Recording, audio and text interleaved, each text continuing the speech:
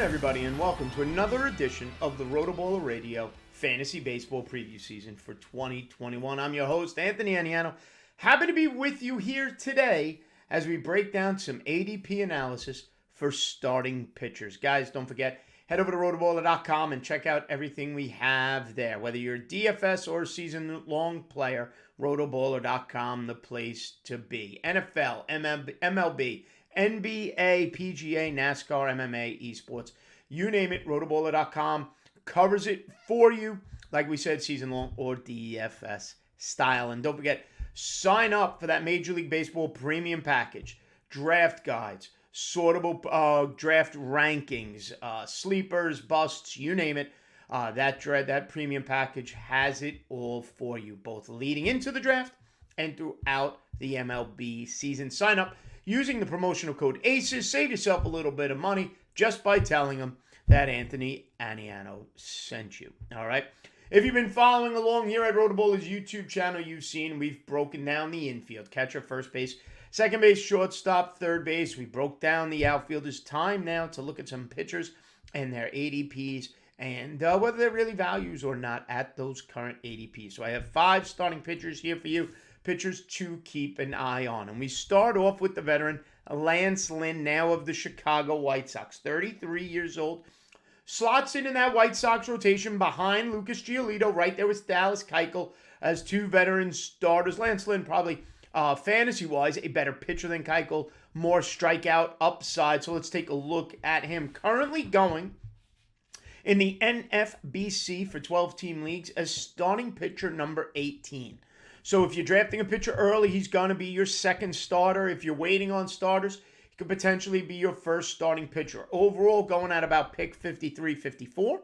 Puts him at around about round 4 or round 5. RotoBaller has him, he's actually going as overall pitcher number 18. RotoBaller has him as starting pitcher number 22. Overall at number 72. And Lynn is one of those top of the rotation guys for a fantasy team right now that's flying under the radar. And it's because of some changes he's made as he's gotten older, after getting out of St. Louis into Texas and now to the White Sox. Last season in 2020, pitched 84 innings. Okay, we're not worrying about wins last year, but he did pick up 6. Struck out about 9.5 batters per 9 innings, almost 26% of the batters he faced. Okay, walk rate was less than 3, 2.68 walks per 9 innings. Now, when I compare these numbers to 2019, when he was a workhorse, over 200 innings pitched, 208 to be exact, did win 16 games that season for a Texas team. Okay, K rate was about 10.6. So down about a strikeout per 9 innings, although the percentages were close. In 2020, like I said, it was about 26% of the batters he faced. In 2019, he struck out about 28% of the batters he faced. Walk rate remained consistent between 2.6 and 2.7 walks per 9 innings. My only concern about Lynn was a little bit of a spike in home runs per 9 innings from 2019. In 2019, it was less than 0.91 homers per 9. Last season, it went up to about 1.38, almost 1.4 home runs per 9 innings. But all that being said, ERA actually went down from 3.67 to 3.32, although he pitched to some better luck last year as his xFIP had gone up from 3.85 to 4.34. But the one number I love about him from last year is that batting average against was a career low. In 2019, his batting average against was 241. Last season, it was 204. His whip in 2019 went from 1.22 to 1.06. So he kept runners off base at a better clip. Strikeouts remained relatively consistent. Did pitch into some good luck to keep his ERA down. And he's on a White Sox team now that should be able to provide you a floor of 10 wins. We don't chase them, but it's always nice when we get them.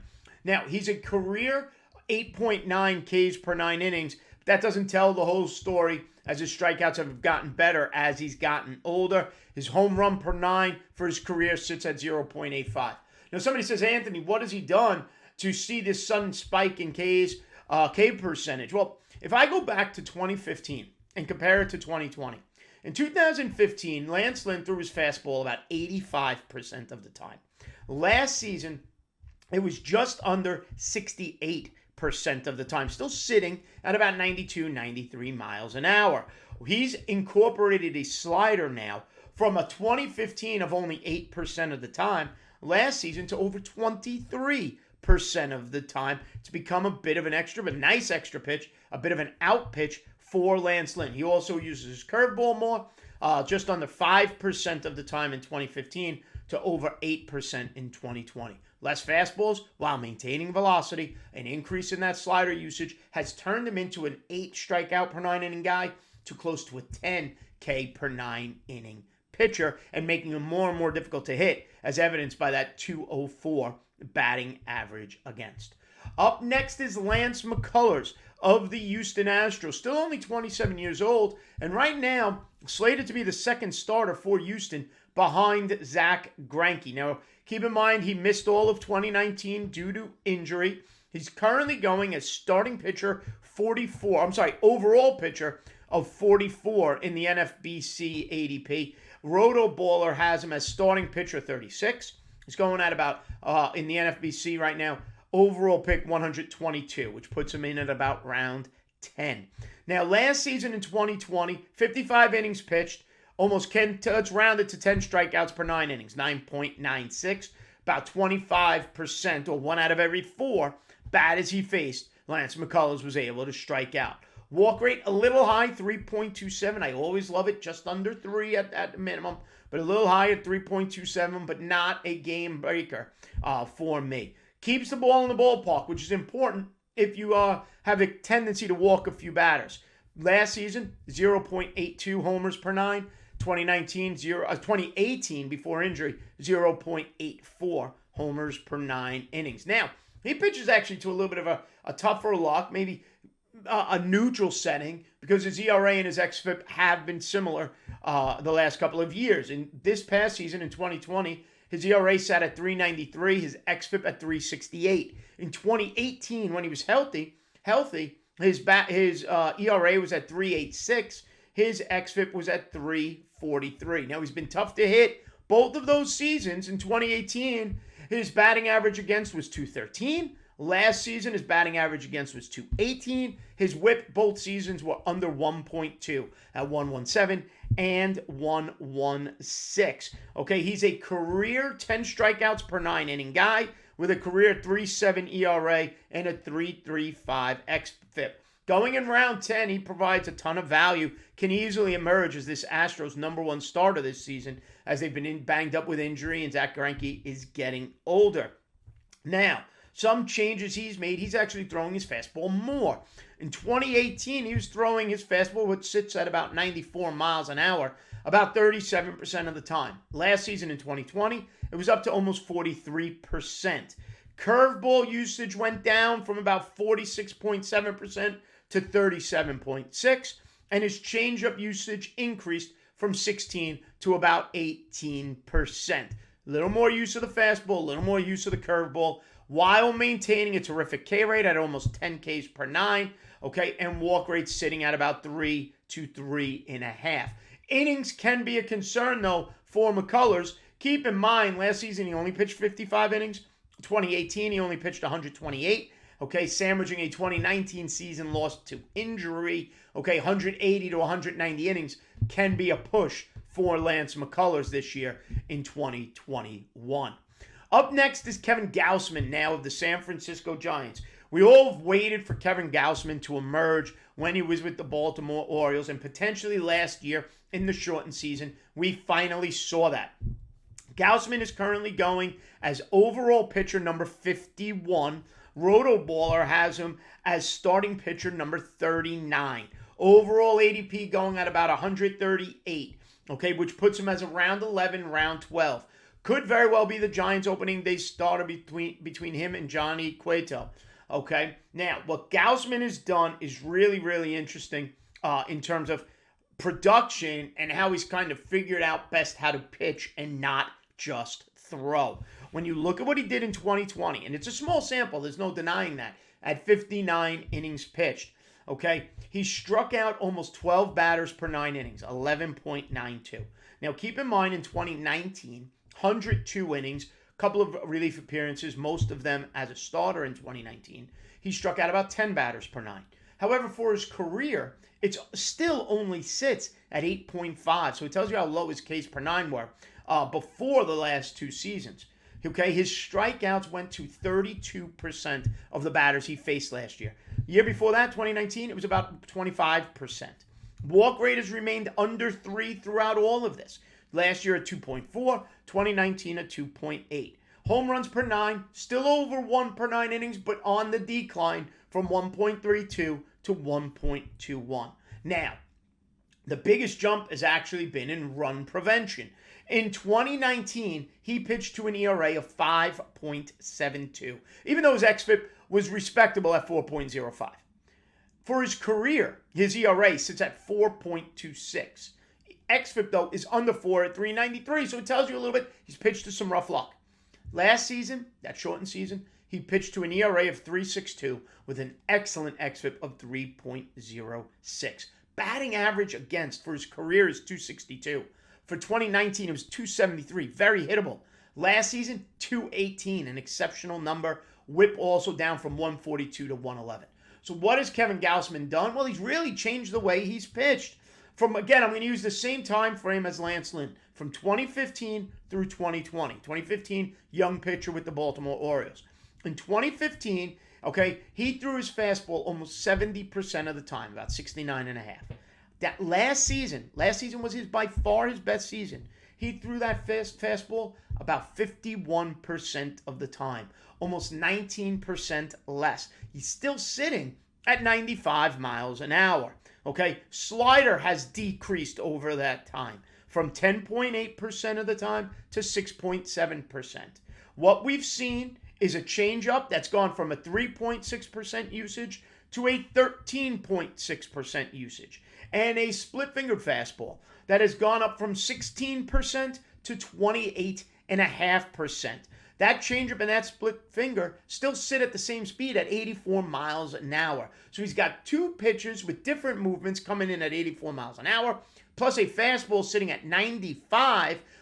As long as he's now figured out the usage of his pitches, I still see Gausman as a 9+ K per 9 inning guy who can keep that ERA. I'm not expecting an ERA of 2.5, but keep that ERA under 4. And now you're getting him in round 11, round 12 potentially, and somebody who can give you a terrific return on investment.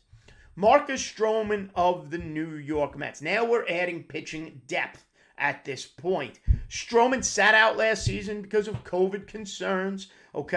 He's been a solid yet unspectacular pitcher throughout his career. Will get a full season now in the National League, which is usually a good thing from a pitcher coming from the AL. However, keep in mind, it's the National League East, where he has to face the Braves and the Phillies and the Nationals and even the Marlins lineups 19 times each. Now, currently going as overall pitcher 74.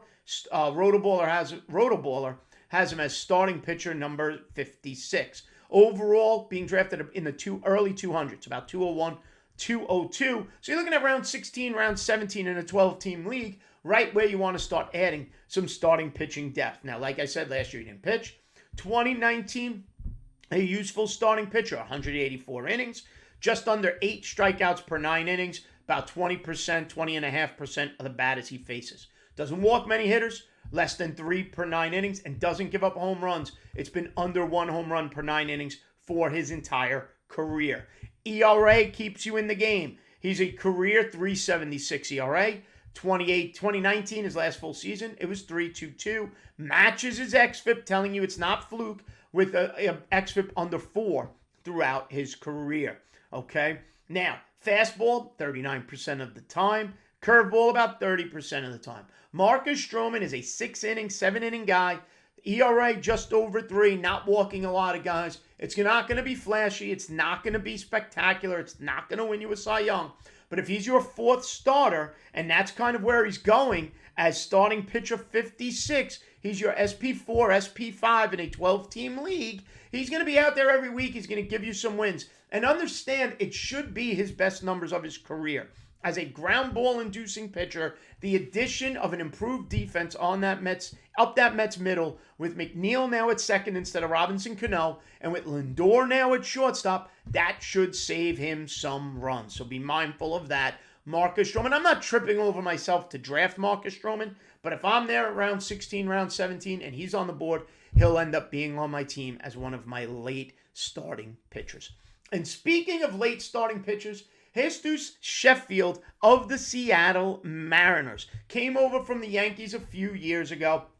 Still only 25 years old, slated to be the Mariners' number 4 starter. Currently NFBC overall pitcher number 118. RotoBaller has him as starting pitcher 93. He's a round 26 flyer in the NFBC right now in a 12-team league. Overall being drafted around 312, 313. And truthfully, guys, last season is being undervalued in his case for a young pitcher starting to develop. Now, he only has 91 major league innings, 55 of them last year. Now, he actually won 4 games in those 55 innings last season. I think it was about 10 starts. All right. In 2019, he only had 36 innings. Last season, struck out about 7.8% of the batters he faced. Year before, in that 36 inning sample, it was over 9, about 9.25. So he strikes out about 21, 22% of the batters he faces. Walk rate, huge improvement last year. In 2019, it was about 4.5 batters per 9. That's a scary number for me. Last season, got it down to 3.25, which is usually the trajectory of a good young pitcher. The walks per 9 go down. The home runs per 9 went down. 2019, it was at 1.25 home runs per 9 innings. Last season, best home runs per 9 on this list at 0.33. His ERA went down from 5.5 to 3.58. His xFIP went down from 4.68 to 4.27. His batting average against went down from 299 to 249. And his whip went down from 1.72 to 1.3. Legitimately, every single number on this list is going in the right direction from 2019 to 2020, except for the Ks per 9, which was still percentage-wise very, very similar, 22 to 21% of the batters he's faced. And in round 26, I'm willing to take a 25-year-old starting pitcher, slated to be the Mariners' 4th overall starter. I'm willing to take him in that round 26 range and see if I can hit. That's exactly what Sheffield is. He's a potential lottery ticket. Fastball sits at about 92 miles an hour, throws it about half the time, mixes in a slider and a changeup. So somebody late in the draft, you're looking for that flyer pitcher, take a look at Sheffield of the Seattle Mariners.